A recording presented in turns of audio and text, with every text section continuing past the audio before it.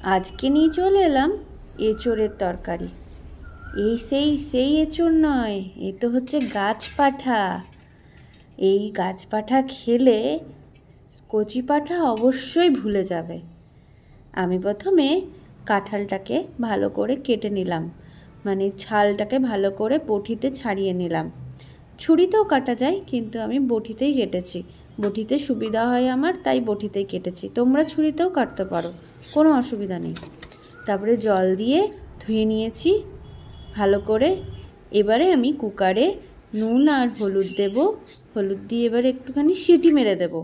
নমস্কার বন্ধুরা, welcome to my channel হেসেল। এই দেখো আমার সেদ্ধ হয়ে গেছে এঁচোড়। এটাকে এবারে আমি একটা জালি থালার মধ্যে ঢেলে নিয়েছি। আমি শিলনোড়ায় জিরে বেটে নিয়েছি। বাটা মশলা দিলে এত টেস্টি হয় বলা যায় না।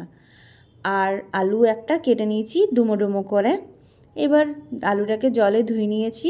এবার আমি কড়াইয়ের মধ্যে তেল দিয়েছি। ওই তেল দিয়ে আলুটাকে ভালো করে ভেজে নেব, যতক্ষণ না আলুটা একটু সেদ্ধ হয়ে যাচ্ছে আর লাল লাল করে ভাজা হচ্ছে। ঢাকা দিয়ে যেন ভাজতে হবে ভালো করে। দিয়ে আলুটা যখন ভাজা হয়ে যাবে, ঢাকা তুলে দেখব, যখন ভালো করে লাল লাল ভাজা হয়ে যাবে তখন এটাকে তুলে রাখবো। দিয়ে এটাকে তুলে রাখছি। দিয়ে এবারে আমি এঁচোড়টাকে ভালো করে একটুখানি নেড়ে নিয়েছি। একটু তেল ছিল, ওই তেলটার মধ্যে এঁচোড়টাকে নেড়ে নিয়েছি যাতে এঁচোড়ের টেস্টটা আরও খুলে যায়। এবারে আমি এঁচোড়টাকেও ঢেলে নিলাম। দিয়ে এবারে আমরা আবার কড়াইটাকে চাপিয়েছি। কড়াইটা ধুয়ে নিয়ে আবার কড়াইটাকে চাপিয়েছি। এবার তেল দিয়ে সেটাতে 5 ফোড়ন দিয়েছি, আর একটা তেজপাতা দিয়েছি, শুকনো লঙ্কা দিয়েছি এতে। আর আমি এখানে একটুখানি হিং দেব। হিংটা খুব সুন্দর গন্ধের জন্য দিলাম। এবার টমেটোগুলো কেটে, একটা গোটা টমেটো নিয়েছি আমি, টমেটোটাকে কেটে এর মধ্যে দিয়ে দিয়েছি। দিয়ে ভালো করে যখন নেড়ে চেড়ে যখন টমেটোটা একটুখানি গলে যাবে, তারপরে আমি একটু কাঁচা লঙ্কা এর মধ্যে ফোড়ন দিয়ে দিয়েছি। কাঁচা লঙ্কাতে টেস্ট ভালো হয়। আর কাশ্মীরি লঙ্কা দিয়েছি, এটাতে কালার যেন ভালো আসে সেজন্য। আর আদাটাকে আমি গ্রেট করে নিয়েছি, গ্রেট করে এর মধ্যে দিয়ে দিয়েছি।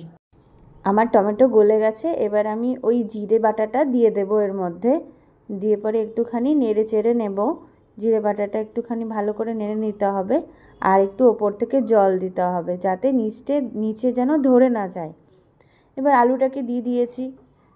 আলুটাকে দিয়ে একটুখানি নেড়ে চেড়ে একটুখানি কিছুক্ষণ ঢাকা দিয়ে রাখবো। দিয়ে পরে আবার একটু জল দেব। জল না দিলে মশলাটা ধরে যেতে পারে। এবারে আমি এর মধ্যে একটুখানি হলুদ গুঁড়ো দিয়েছি। ওই মশলাটার মধ্যে একটু হলুদ গুঁড়ো এর মধ্যে দিয়ে দিলাম।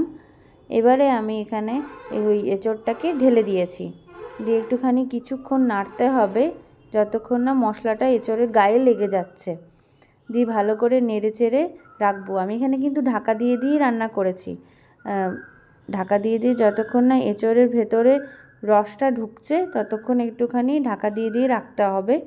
মোটামুটি এঁচোড় ভালো করে হয়ে গেছে, আমার মশলাটা ভালো করে কারি হয়ে গেছে। এবারে আমি জল ঢেলে দিয়েছি।